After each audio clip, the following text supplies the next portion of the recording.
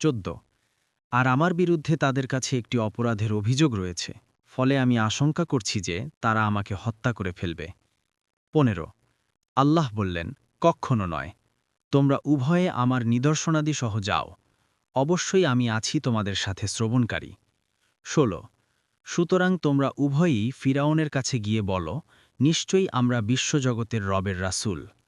17 যাতে তুমি বনি ইসরায়েলকে আমাদের সাথে পাঠাও। 18 ফিরাউন বলল, আমরা কি তোমাকে শৈশবে আমাদের মাঝে লালন পালন করিনি, আর তুমি তোমার জীবনের অনেক বছর আমাদের মধ্যে অবস্থান করেছ? 19 আর তুমি তোমার কর্ম যা করার তা করেছ, এবং তুমি অকৃতজ্ঞদের অন্তর্ভুক্ত। 20 মূসা বলল, আমি এটি তখন করেছিলাম যখন আমি ছিলাম বিভ্রান্ত। 21 অতপর যখন আমি তোমাদেরকে ভয় করলাম, তখন আমি তোমাদের থেকে পালিয়ে গেলাম। তারপর আমার রব আমাকে প্রজ্ঞা দান করলেন এবং আমাকে রাসূলদের অন্তর্ভুক্ত করলেন। 22 আর এই তো সে অনুগ্রহ যার খোঁটা তুমি আমাকে দিচ্ছ, যে তুমি বনি ইসরায়েলকে দাস বানিয়ে রেখেছ। 23 ফিরাউন বলল, সৃষ্টিকুলের রব কে?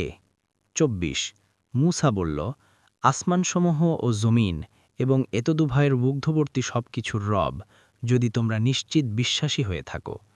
25 ফিরাউন তার আশেপাশে যারা ছিল তাদেরকে বলল, তোমরা কি মনোযোগ সহ শুনছ না?